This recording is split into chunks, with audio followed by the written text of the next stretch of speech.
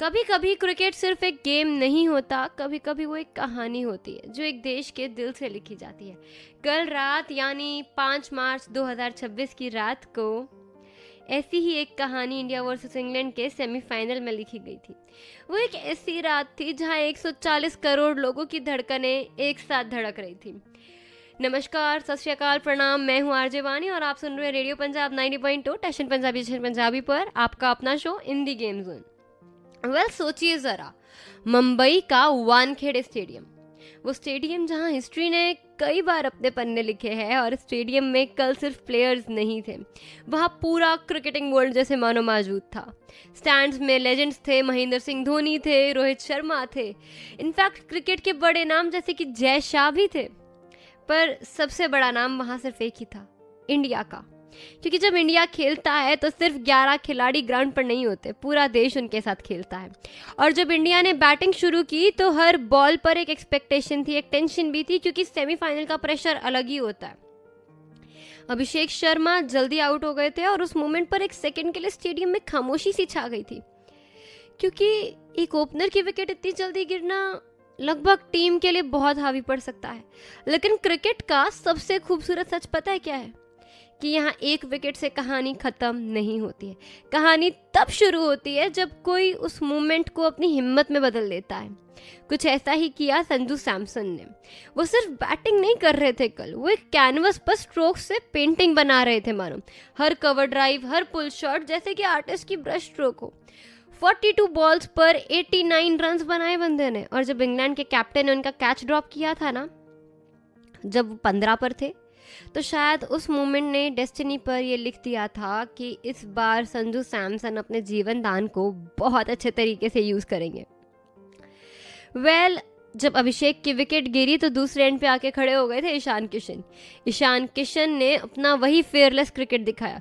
Boundaries, sixes, attacking intends. Shivam Dubey ने finish दिया और जब स्कोर बोर्ड पे 253 पर रुकना था ना, तो लगा जैसे इंडिया ने एक रनों का पहाड़ खड़ा कर दिया था। लेकिन क्रिकेट का एक और सच भी तो है, T20I में कोई भी टारगेट सेफ नहीं है।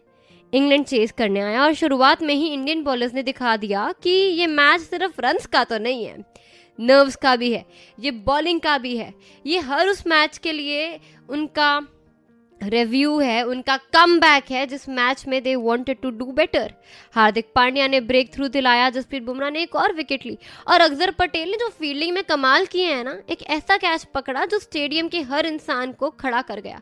कुछ ऐसा कैच पकड़ा कि शायद हमारे हाईलाइट रील्स में वो सदियों तक चलेगा। लेकिन फिर पिच पर एक कहानी और लिखी जा रही थी, जैकब बेटहेल। कभी कभी ऑपोजिशन में एक हीरो होता है जो मैच को एपिक बना देता है।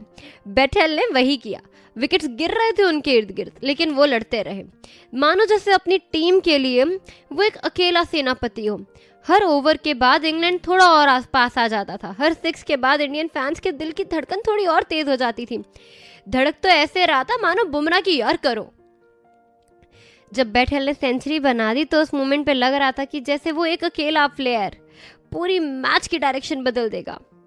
सच कहूं तो मेरा भी दिल दहल गया था कि क्या इंडिया का सफर यहीं खत्म हो जाएगा।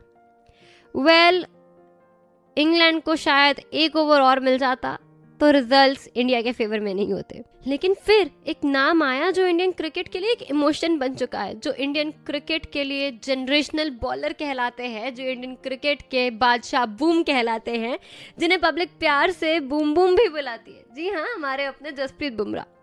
क्रिकेट के मैदान पर कभी कभी एक बॉलर सिर्फ रन्स नहीं रोकता, वो उम्मीद बचाता है। बुमराह ने वही किया। डेथ ओवर्स में जब नॉर्मली रन्स की बरसात होती है, तब उन्होंने 16th ओवर में सिर्फ 8 रन दिए और 18th ओवर में बस 6।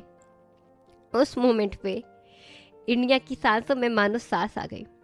अर्शदीप सिंह ने प्रेशर बनाया। मानना पड़ेगा अर्शदीप सिंह को, क्योंकि उन्हें जितनी वाइड्स मिल रही थी उसके बावजूद भी वाइड यॉर्कर्स पे स्टिक करना, अपना प्लान वैसे ही एग्जीक्यूट करना is not everyone's cup of T. आप अपने प्लान पे टिके रहो. Everyone tries to change their plan when they think the results are not coming, but Arshdeep believed in himself. और शायद ये जीत उसी बिलीफ की है. अक्षर पटेल ने हमें कंट्रोल दिया, हार्दिक पांड्या और शिवम दुबे ने सपोर्ट दिया, और ये सिर्फ बॉलिंग नहीं थी, ये एक कलेक्टिव प्रॉमिस था कि ये मैच हम हाथ से नहीं जाने देंगे. एक डू और डाई सिचुएशन में खड़े होकर भी इंडिया ने वो बताया जो चैंपियन टीम्स करती है. और फिर वो आया ना लास्ट ओवर. स्टेडियम में हजारों लोग थे, लेकिन फिर भी एक अजीब सी खामोशी थी, जैसे हर इंसान अपनी सांसें रोक कर खड़ा हो. बेट स्ट्राइक पर थे. इंग्लैंड को मिराकल चाहिए था, और अगर कोई बंदा वो मिराकल कर सकता था तो बेट हेल ही कर सकते थे यार, बीथेल ही कर सकते थे. और फिर पहली बॉल पर जब बीथेल रन आउट होते हैं तो उस मोमेंट पर जो रोर वानखेड़े में आया, वो जो शोर सराई पड़ा, वो दिलों की धड़कनें, वो बैट के लिए प्यार, वो उस गेम के लिए प्यार, वो एक देश की आवाज़ थी. वो स्कोर बोर्ड ने कहा कि इंडिया 1/7 रन. लेकिन सच कहूँ, ये 7 रन सिर्फ जीत के नहीं है, ये हिम्मत की जीत है, ये टीम वर्क की जीत है, ये उस भरोसे की जीत है जो एक देश अपनी टीम पर रखता है. मैच के बाद जब संजू सैमसन को प्लेयर ऑफ द मैच मिला तो उन्होंने वो अवार्ड जसप्रीत बुमराह को डेडिकेट कर दिया. और उस मोमेंट में एक बहुत बड़ा लेसन छुपा था कि क्रिकेट में हीरोज इंडिविजुअल हो सकते हैं, लेकिन विक्ट्रीज हमेशा कलेक्टिव होती है. और शायद इसीलिए इंडियन क्रिकेट में सिर्फ एक स्पोर्ट नहीं है, सिर्फ एक सपोर्ट नहीं है. और शायद इसीलिए इंडिया में क्रिकेट सिर्फ एक सपोर्ट नहीं है, वो एक इमोशन है, एक रिलीजन है, वो बचपन वाला प्यार है, वो प्लास्टिक बॉल्स के साथ तैयार है, वो शॉट्स के लिए बौछार है. हाँ, गलियों में बच्चे जो प्लास्टिक बॉल से शॉट्स प्रैक्टिस करते थे, पेरेंट्स जो टीवी के सामने दुआ करते थे, और जब इंडिया जीत जाता है तो लगता है जैसे हर घर में दिवाली आ गई हो. कल की रात भी वैसी ही थी, लेकिन कहानी अभी खत्म नहीं हुई है. हाँ, जब इंडिया की टीम इस वर्ल्ड कप में उतरी थी तो उनका टारगेट उस ट्रॉफी को अपने साथ डिफेंड करना था. हमें सिर्फ स्कोर को नहीं, उस ट्रॉफी को डिफेंड करना है. और इस फाइनल में इंडिया के सामने है न्यूजीलैंड, नरेंद्र मोदी स्टेडियम अहमदाबाद में. और अहमदाबाद का नाम सुनते ही एक पुरानी याद भी तो दिमाग में आती है ना, एक दर्द जो बहुत तड़पाता है, क्योंकि पिछली बार जब इंडिया वहाँ फाइनल खेलने उतरा था तो ट्रॉफी हमारे हाथ से फिसल गई थी. इस टूर्नामेंट में भी इंडिया का लास्ट मैच जो अहमदाबाद में था, वो साउथ अफ्रीका के खिलाफ वाला मैच भी एक लॉस था. तो क्या इस बार वो ग्राउंड हिस्ट्री को बदलते देखेगा? क्रिकेट को और एक अजीब सा पैटर्न हमने नोटिस किया है ना, कि कभी कभी एक ओपनर जो पूरे टूर्नामेंट में अपने फॉर्म के लिए स्ट्रगल करते हैं, फिर फाइनल में अपनी बेस्ट इनिंग खेल जाते हैं, जैसे विराट कोहली इन 2024. क्या इस बार अभिषेक शर्मा के लिए वो मोमेंट लिखा गया है? और दूसरी तरफ है न्यूजीलैंड, वर्ल्ड क्रिकेट की शायद सबसे रिजिलियंट टीम. नॉकआउट्स की आदत है उन्हें, हार्ट ब्रेक्स इतने हैं कि हम गिनना भूल चुके हैं. 2021 में वो रनर्स बने थे, हर बार बस एक कदम दूर रह जाते हैं. तो क्या इस साल वो अपना सपना पूरा कर पाएंगे, या फिर हम द इंडियन टीम हिस्ट्री को रिपीट भी करेंगे और डिफीट भी?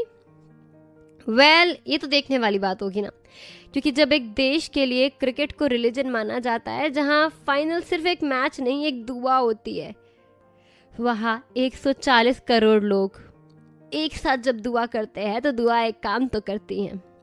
अब कल यानी 8 मार्च को जब अहमदाबाद के आसमान में फाइनल बॉल गिरे तो ट्रॉफी नीले रंग के हाथों में हो, बस इतनी सी दुआ है. ये थी कहानी हमारे सेमीफाइनल की, थ्रिलर की रात की, जहां इंडिया ने सिर्फ मैच नहीं जीता बल्कि अपने सपनों को जिंदा रखा, क्योंकि खेल का जश्न अभी भी बाकी. और याद रखिए, क्रिकेट को सिर्फ स्कोर बोर्ड पे नहीं देखा जाता, उसे दिलों में जिया जाता है. आप सुन रहे थे मुझे यानी आरजे वानी को, ओनली ऑन रेडियो पंजाब 90.2 टशन पंजाबी जशन पंजाबी.